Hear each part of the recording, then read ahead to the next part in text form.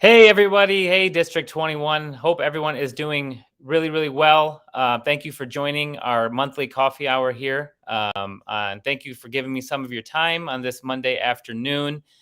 We actually ended up scheduling this coffee hour to be virtual, which ended up looking like a good decision, seeing as how the weather looks out here. Hopefully, everyone is doing safe and you're getting a chance to shovel your sidewalks and driveways at some point here. But again, this is our coffee hour. I love looking forward to these events as a way to communicate what's happening in Lansing, and more importantly, hearing what's on your mind. So we're going to go through kind of a quick agenda today and just update you with what's happening in Lansing. And if you have any questions, please feel free to post those in our chat. Again, we are going live right now on our social media platforms. So you can follow us on Facebook, on our YouTube page, on Twitter, and just reach out in any of those respective chats, and we'll make sure that we answer your questions and communicate all of the information that we are going through today. If you're not able to make these coffee hours, these recordings are left up, and so you can catch these in the future. Also, if you prefer to consume the content via email, please make sure to sign up for our newsletter. We send those out usually every other week, and they contain just an immense amount of information about things, again, that are happening locally, information in Lansing, and just topics of interest.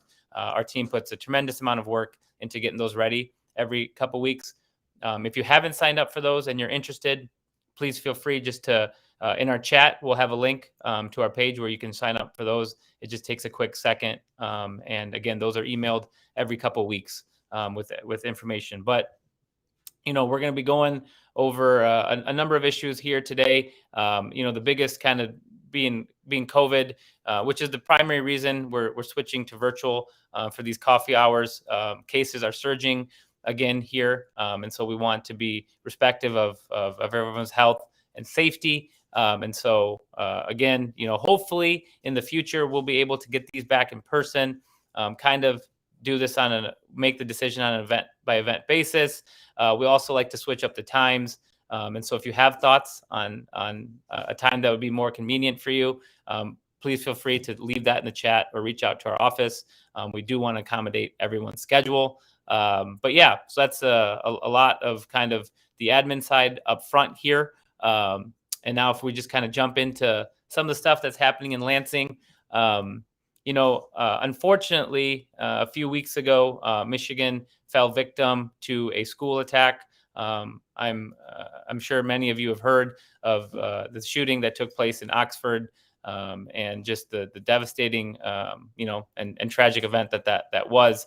Out of that event, the speaker has organized a school safety task force.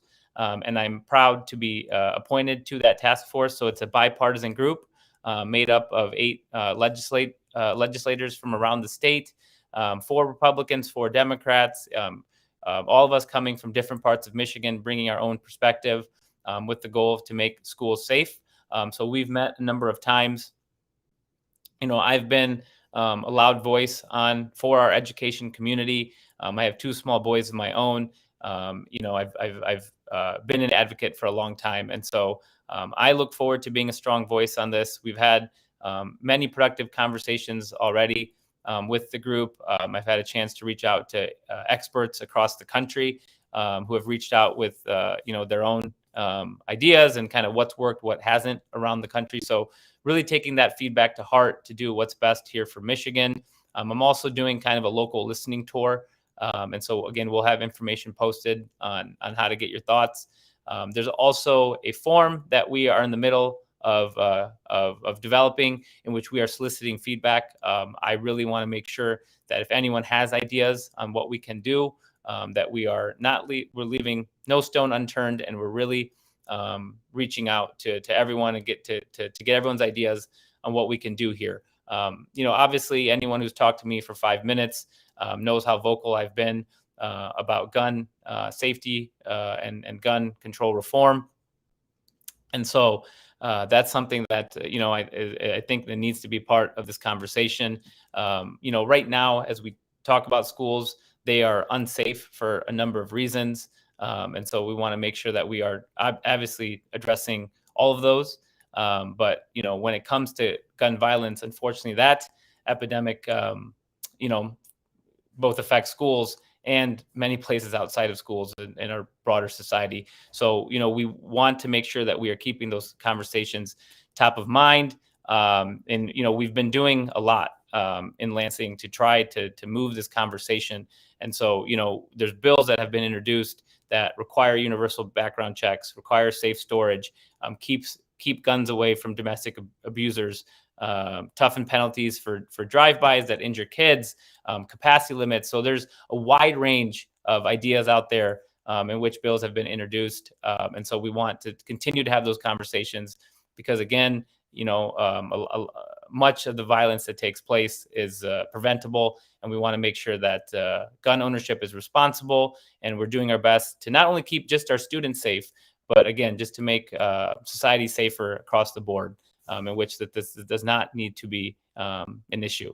So part of the legislators' gun violence and violence prevention caucus, and so we've had a number of meetings in terms of kind of developing strategy, and this is a bipartisan group to make sure that we are developing robust bills that really kind of impact the issues that we have here with this. And so look forward to keeping everyone up to date. But it's no secret as to kind of, the state of our schools. And so I'm also really happy to have developed our student advisory group. That's something that I've talked about a number of times in our conversations together. So that's a group comprised of high school students from all the districts, all the school districts within our state house district. And so it's been really great to get a kind of a firsthand perspective from students who, are dealing with this kind of firsthand and be able to provide that perspective to me. And so we've had a couple of very heavy conversations over the last few weeks just to, kind of understand, where their minds are at and just what they think can be done, because after all, they are the ones most affected by the policies that we come up with. And so I'm thankful for that feedback. And so it's always a joy talking to them and having them keep me young and kind of getting their perspective. So on the Lansing side, that's been some of the bigger things I've been working on are that task force. I'm also on another task force which deals with childcare. So we introduced a number of bills last year to make childcare more accessible across the state. I had posted a couple things a few months ago.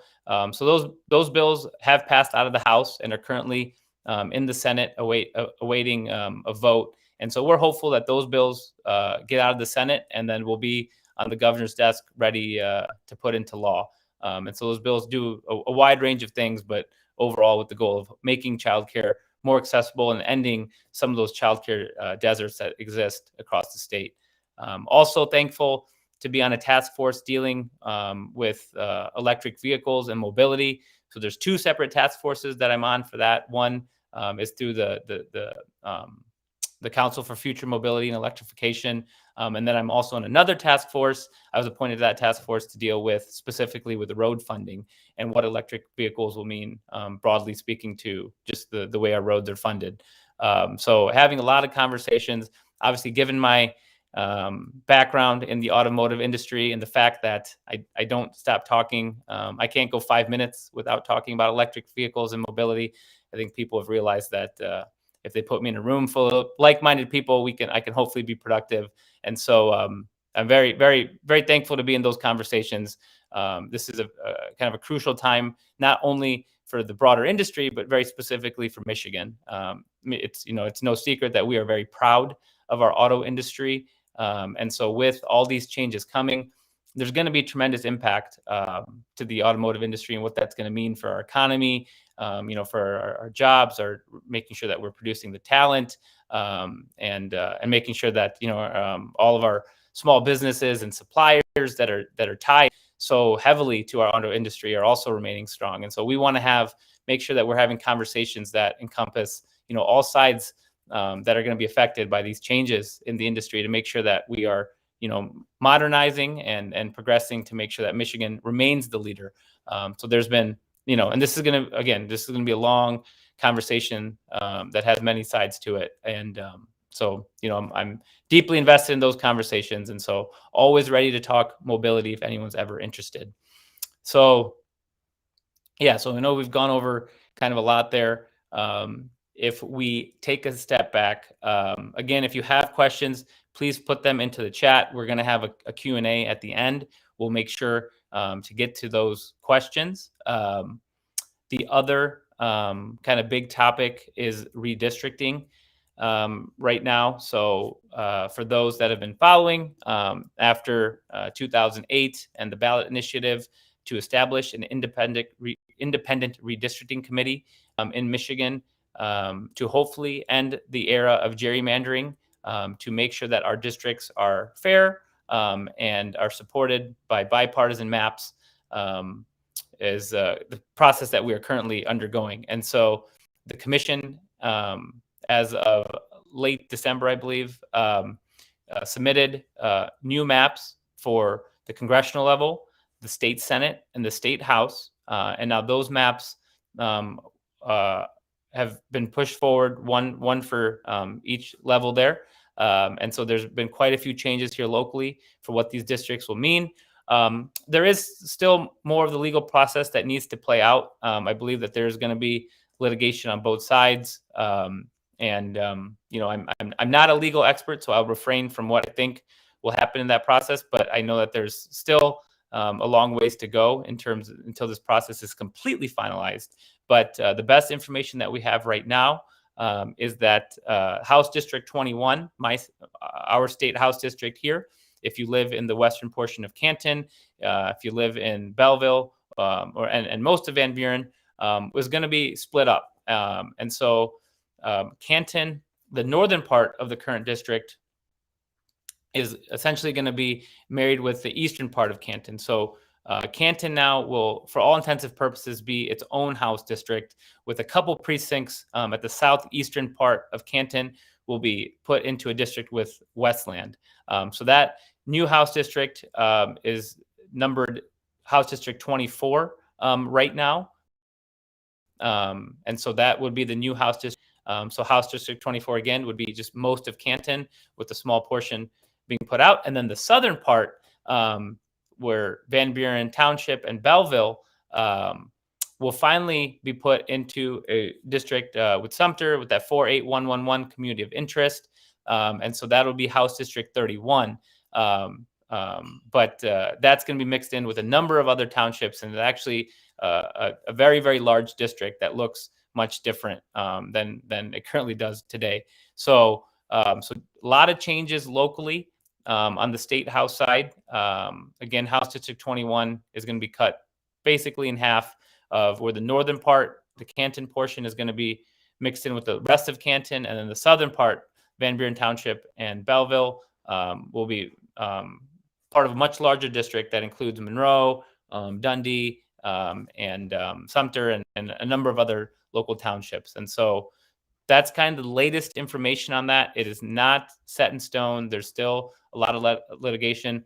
Some questions I do receive is, and I can understand why this is confusing. So Michigan, unfortunately, because of population changes, lost a congressional seat. And so we will be down from 14 to 13 congressional seats. So there's a lot of changes in kind of the new congressional maps. We'll get into that a little bit later.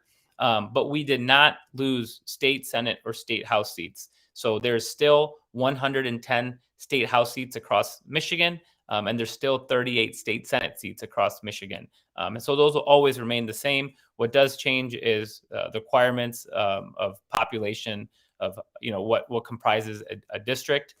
So those numbers are then reflected by population changes. And then because of population changes in the state, that's why we need to redraw the maps every 10 years to make sure that the districts are as close to even as possible across the state in terms of population. And so on the Senate side, it's kind of hard to do this without a map. So I'm trying my best to kind of explain this, but on the state House District 21 was a little different because it was comprised in two state Senate districts, where the top portion of House District 21 is in a state Senate district that's different than the southern portion, and so it's largely going to remain the same here, where now Canton is going to be part of what's going to be now State Senate District 5, which will be Canton, Livonia, Westland, Garden City, Inkster.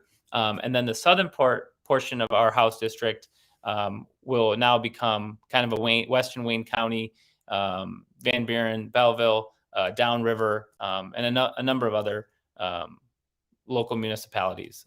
So that's kind of a much more massive district by land area on the southern part there. So there's changes in the state Senate maps as well. And then last, but certainly not least, there's also some large changes in the congressional district. So House District 21, again, is also unique in the sense where it's made up of, it falls into two congressional districts, where the northern part is part of House District, Congressional District 11 currently, and the southern part is Congressional District 12. And so that all now is going to change, and it's all going to fit into what's now the new Michigan 6th congressional district, which spans all the way from downriver to Ypsilanti to Ann Arbor, and then all the way up from Canton, Plymouth, Northville, all the way up to Novi. So again, a very broad district, and much different than how it's currently shaped. So a lot of challenges there. Again, there's going to be legal challenges, and so we'll leave those up to legal experts to kind of figure out how that is all sorted out. But we look forward to kind of getting that process finalized, and moving forward with the new maps, and hopefully in a way that's bipartisan.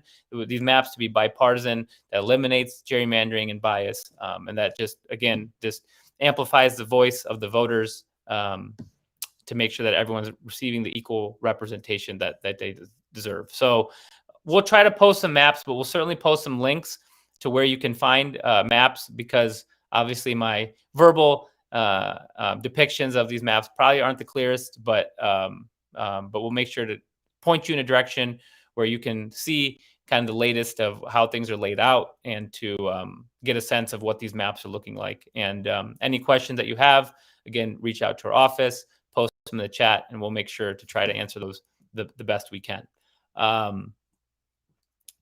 As with every call, we'll do kind of our COVID update. Unfortunately, we are not in a good spot with COVID right now. Cases are at an all-time high. There's a lot of metrics that get thrown at people, and I understand that, people like to dispute data here and there. And so, cases are at an all-time high. Hospitalizations are, again, also very high right now. There's been a lot of distress signals from our hospital systems across southeastern Michigan, talking about just how strained their resources are, whether that means beds or labor shortages. It's a very tough time to be working in a hospital, or to go to a hospital to be seen. And so we want to stress to please get your vaccinations and your boosters if you're eligible. I have two small boys, which I've mentioned, one of whom is under the age of 5 and is not eligible to be boosted. I did read in the news that the United States is making progress for vaccination of the 6-month to 5-year-old bracket, and that should be available hopefully in this first quarter of this year, is what we're all hoping. Fingers crossed that comes soon. But again, just bringing it back to Michigan, we're in the midst of a surge right now. Every week we're breaking records in terms of the records we don't want to be breaking in terms of highest rates, hospitalizations, and our currently Michigan has 64.8% of the population has at least one vaccination dose. That number is unfortunately not as high as we'd like to see it, especially when you compare it to other states around the country. We're on the lower end, so we'd love to get that number up. The Omicron variant that's out right now accounts for overwhelming majority of the cases that we are seeing. It is much more contagious. Guidance from federal authorities and health experts have been to try to switch out of cloth masks to surgical masks, or KN95 or an N95 mask, to protect yourself as best as possible from the variant, especially when you are out at public in public settings. But it's no secret that we are in the winter months here in Michigan, when respiratory viruses are more likely to spread. Outside of COVID, that's just something that everyone knows here. And so as holiday travel was a couple weeks ago, and gatherings are happening more indoors right now because of the beautiful weather we have out there. It's just not a good formula in terms of containing the virus and spreading the virus. So please make sure that you're taking all steps to keep yourself safe and to keep your friends and family safe. And that's just following the social distancing guidelines that have been ingrained in our head for 2 years now. So again, if you need any guidance on that, please feel free to reach out to our office or just see the CDC and other health experts on terms of their latest guidance on what to do. Because I know that there's a lot of uncertainty in terms of if you do unfortunately contract COVID, what the protocol is for returning back to work, and or even taking the best steps to make sure that you're reentering society in the safest way. So again, I'm not going to pretend to be a health expert, but I do lean on those resources to understand just what the latest guidance is in terms of what to do. We'll make sure that we have some of those links in the chat. If you need help scheduling a vaccine or a booster, we'll put that in the chat on how to find those resources locally for you. Most people have received some information on how to do that. But again, if you need help with that, we are absolutely here to help you with setting up those appointments to get your vaccine. Also, hopefully everyone saw the news. The federal government, the Biden administration, has announced that they are providing free at-home tests that you can have delivered to your own house. Some of my friends have posted pictures that they've actually already received them in the mail. The portal opened last week. It takes literally 8 seconds to get these tests ordered. It's very easy, very user friendly, and so we will have that link available as well.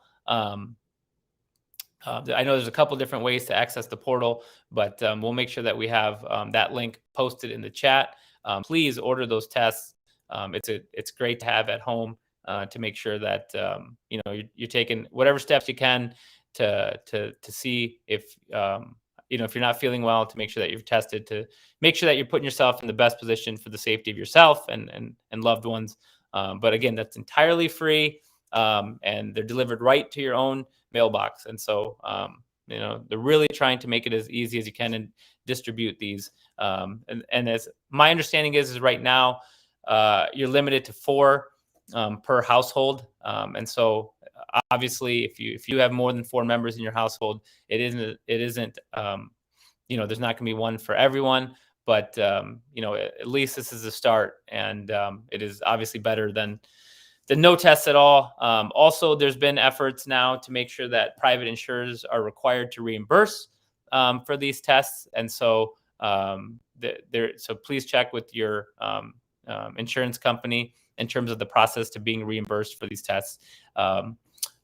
Also, I know locally a lot of stores have been sold out, so it's also hard to get your hands on these tests, but shipments are coming in daily. I've been in touch with a number of local pharmacies. And so if they're sold out, you can make sure you're free to call or to stop by, and just to make sure if you can get your hands on some of these tests. So that is the COVID side of things. And so a couple other kind of administrative issues. The coffee hour, again, we are trying the virtual format here. I am still kind of getting used to the technology again. We're kind of brushing the dust off of it here and trying to figure this out again. So hopefully everyone can hear me, and this is coming through clearly. If there are any AV or technical issues, please feel free to put that in the chat or email us. Our contact information is in the corner here. But our next coffee hour is scheduled for February, so this is the only one for January, and then we're going to do one for February. Right now, I know we have one on the books for February 28th from 6 to 7. We're also going to try, hopefully, I will try coming on at some point in the month to answer questions and to make myself accessible. But regardless of that, again, can't emphasize enough just to reach out to our office. Our entire team works really, really hard to make sure that we can answer your questions. But everything is always going to be available on our social media channels and our YouTube page. So just stay monitored on that. Sign up for our email to make sure you're getting the updates on that. And so the other thing is this week is also the state of the state. So that is always a fun time of the year where, us as the legislator gets together in Lansing and we hear from the governor and the thoughts kind of for the upcoming year. Unfortunately, as a freshman representative who came in 2020, I've never got a chance to experience state of the state. It's always been virtual for me. So this year, unfortunately, like last year, it's going to be moved to virtual, which obviously is the right decision and the thing that we need to do with the COVID situation we're seeing right now. And so we're awaiting kind of final details, but the state of the state address will be given by Governor Whitmer on Wednesday, January 26th in the evening. I feel like I saw 7 o'clock as the time, but that I cannot be quoted on yet. But as soon as we get that information, we'll make sure we post it. Getting some comments in the chat here. Rep Bellino, thank you for your kind words. Appreciate working with you. But again, I'm sure Rep Bellino will also say it won't be the same this year being virtual, but we do look forward to hearing from our governor and kind of hearing the plans for the next year here with a lot happening. It's obviously a campaign year. COVID's still rampant, and so we have a lot to get through, and so look forward to hearing all that. I've kind of gone on there a little bit, and we've gone through a number of topics, but that's the update, broadly speaking, from Lansing. We're going to open it up. We've had a number of questions that were submitted beforehand, and we've seen some questions coming in. So we will bring on Hannah Chapman from my team. If anyone's corresponded with our office, there's a chance you may have talked to her or Ashley. Both do a wonderful job. But Hannah's going to come on, and we're going to try to answering everyone's questions here before we wrap up for the day. Hello, how are you? Hey, Hannah.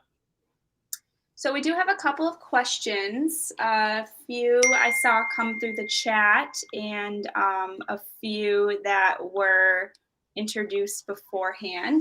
So our first question here is from Courtney, who is watching via YouTube.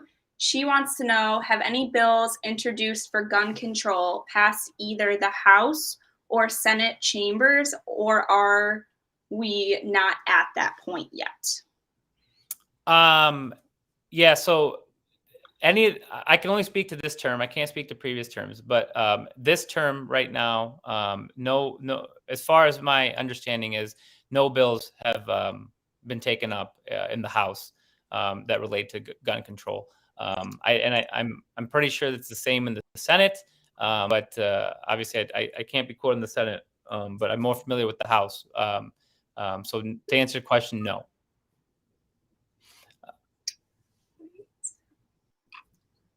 We have another question that was submitted before our coffee hour today, and it says, what are some possible policies or solutions you are looking at to keep kids safe in schools? What are the main concerns there with making sure our kids are safe to go to school every day? Yeah, so this is a topic that I'm extremely passionate about. And I've mentioned a number of times today that I do have two small boys, in public schools here, and so it's really important to me to make sure that our schools are as safe as possible. On this task force, I've had a number of these conversations. I've had the good fortune to talk to leading experts from across the country, and so we're absolutely looking to see what we need to do. Gun violence is, I think, something that we absolutely need to talk about. I've had a history of kind of being an advocate for common sense gun reform. It's a large part of the platform that I ran for office. And so, I would love to see strides in that arena. But also in kind of my listening sessions right now, unfortunately, when we talk about school safety, it's not just limited to gun violence right now. There's just so much happening in our schools right now. Especially in a post-COVID world, or in the middle of the pandemic COVID world. There's labor shortages. COVID is rampant in our schools right now. Teachers are taking on class sizes that are unimaginable, and responsibilities that have nothing to do with what they were trained for. Bus routes are being canceled. School administrators are dealing with issues that they have never seen before. There's a mental health fallout from COVID and isolation. So school safety can mean something in so many different ways right now to so many different people, and so there's a lot we need to tackle. And none of it can be ignored, because at the end of the day, we're talking about the safety of our children and our educators and school staff. And so we're having the conversations right now on whatever we can get done. But our schools were largely underfunded for years, for decades, and you get what you pay for to some degree here. And so Michigan unfortunately saw a deep decline in being one of the best public school states decades ago to now being on the lower end across the country. And so we need to make key investments to provide resources to tackle these issues holistically, because again, there's so many issues that schools are dealing with right now that I could dedicate an entire coffee hour to just that. And so we want to make sure that we're funding our schools equitably, providing the resources they need. We need to figure out how to protect the profession of teaching. We have a shortage in pipeline of teachers on the way in, and a mass exit of teachers on the way out. And it's hard to blame them. It's a tough time to be a teacher, and so we need to restore the respect to our education community. We need to address all of the issues that I highlighted there. But it's something I'm clearly passionate about, and something that I know that we need to make a lot of strides in. Great. And that answer kind of leads into our next question related to what is your biggest legislative priority going into this year? Obviously, you just talked a lot about schools and school safety, and so that's clearly one of your top priorities. But is there anything else on your mind going into this year? Yeah, I mean, there's a lot going on in society today, and there's a lot of heavy conversations that we're having right now. And so school safety is absolutely on that list. I'm also part of a number of other task forces, which I mentioned. So childcare has also been something I've been passionate about. Would love to see us continue to make strides on making childcare as accessible as we can, because that burden unfortunately falls on working mothers disproportionately. But regardless, it takes away from so much of society. It's debilitating to our economy and adds to labor shortages. So fixing childcare is more about just providing quality care to children. It's actually going to help holistically, I think, our society in many ways. Also, I'm very passionate about electric vehicles and mobility and what that means. There's a number of key decisions that are being made right now in the industry side of where strategic investments will be made. And these are multi-billion-dollar deals that are being structured across the country. We would love to have Michigan take some of these wins. I know GM has announced a couple projects. Very happy to hear that news. I think there's actually an announcement with Mary Barra and Governor Whitmer tomorrow, so for some more exciting news from GM. So looking forward to seeing what that is. But there's a number of other projects that are happening or being considered across the state. So would love to see some success there. Also, it's not I'm not immune to what's happening on the federal level and how the reproductive rights of women are under assault. So love to make sure that we are having those conversations here in Michigan to protect the women's right to choose. And so there's a lot we want to get done. But for me, the task force which I'm on, which I've mentioned, would love to have a strong voice to make sure that we're positioning Michigan to rebound, to get out of this pandemic, to rebound from it, and then again to make sure that we're setting ourselves up for success in the future. Great. We have a couple of more questions, and if anyone has any questions or things that they want Representative Puri to know about, make sure you're leaving those in the chat for us, and you can always email our office too if you want to take any conversations offline as well. The contact information, as he said, is on the screen. So we have a couple questions before we wrap up. This next one says, with redistricting, as you mentioned, Van Buren and Belleville are being drawn into a different district than Canton, where you currently live. So can constituents still reach out to you if they need assistance this year? Will you still, those constituents that are going to be drawn into a different district after this year, what is your role in assisting those constituents that may not be your constituents pending the election?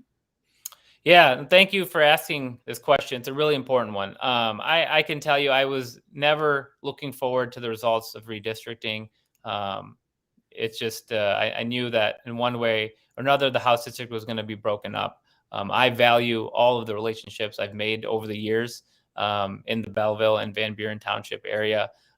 As Hannah mentioned, I live in Canton, and so would, in the scenario that I presented earlier, would be running in House District 24, meaning that I would lose Van Buren Township and Belleville going forward if these districts do remain the same.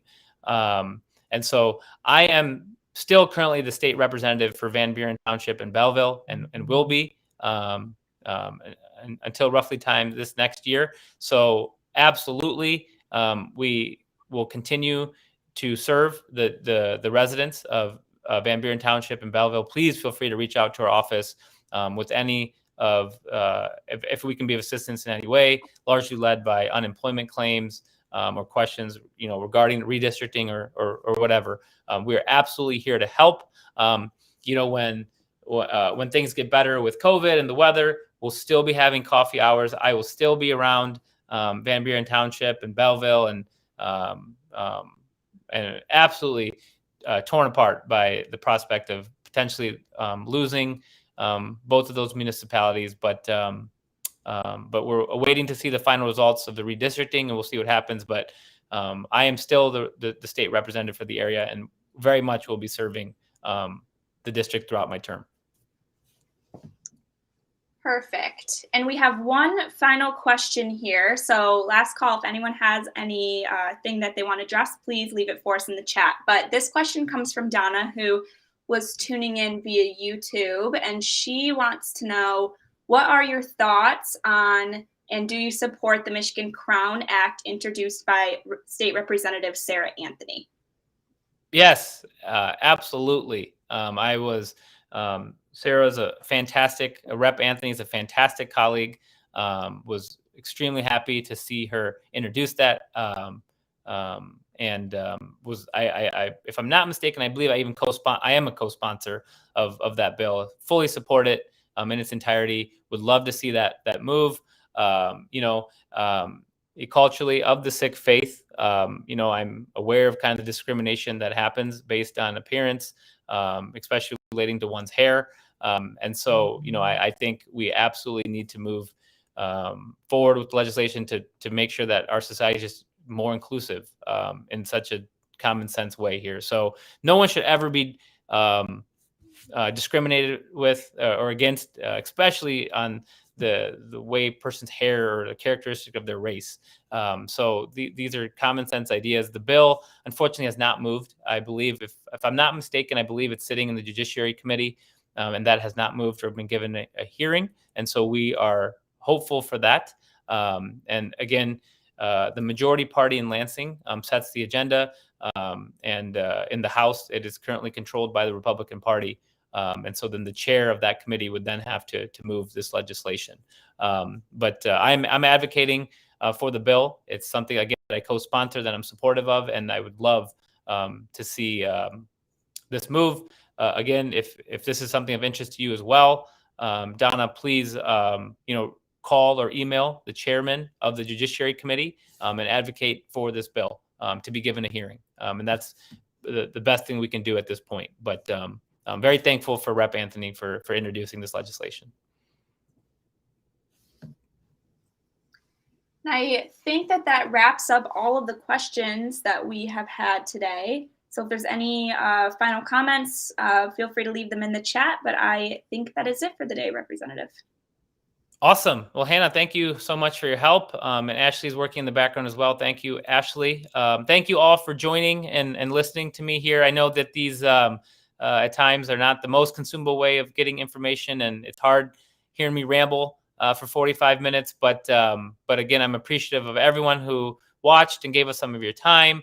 Thank you for all the questions. And again, if you need to reach out to our office for any reason, you can do so right here. There's some information with email, which is just my first and last name at house.mi.gov, or reach out whichever way is accessible to you. But it's a trying time right now in Michigan. We have cold weather. COVID is surging. Please, everyone, take care of yourself. And if our office can ever be helpful, please never hesitate to reach out. Thank you all for your time. And we'll do this again in a few weeks. Thank you, everyone.